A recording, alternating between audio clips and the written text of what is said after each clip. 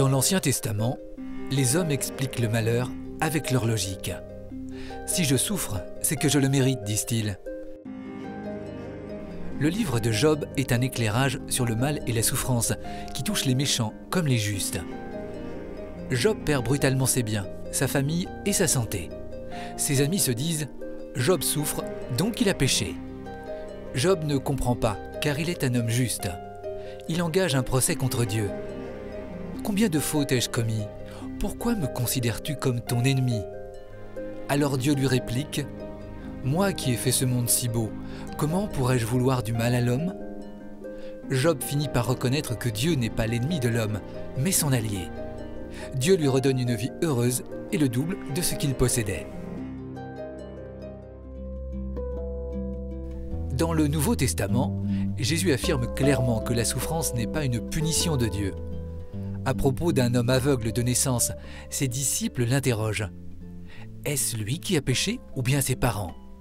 Jésus répond, ni lui ni ses parents, mais l'action de Dieu devait se manifester en lui. Devant la douleur humaine, il se montre profondément ému. Un jour, dans la ville de Naïm, il est saisi de pitié pour une veuve qui enterre son fils unique et lui dit « Ne pleure pas ». Il s'avance et touche la civière en disant « Jeune homme, je te l'ordonne, lève-toi ». Alors le mort se redresse, s'assied et se met à parler. Et Jésus le rend à sa mère. Jésus ne supprime pas la souffrance, mais il console et fortifie celui qui souffre. Ses guérisons et ses résurrections sont les préludes de la victoire définitive de Dieu qui, dans son royaume, essuiera les larmes de tous les visages. Jésus est lui-même familier de la souffrance. Il souffre du rejet des siens, de la mort de son ami Lazare et de sa propre agonie. Fils de Dieu, il a tout partagé de notre vie humaine, excepté le péché. Il a fait de sa passion une offrande totale à Dieu, son Père.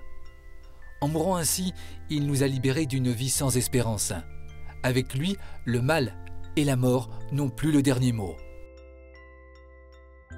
Saint Paul explique aux premiers chrétiens que souffrir avec le Christ, c'est aussi être glorifié avec lui.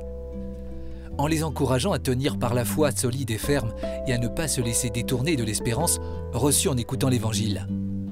Il leur témoigne sa joie dans les souffrances qu'il endure afin de compléter en sa chair ce qui manque aux épreuves du Christ pour son corps qui est l'Église.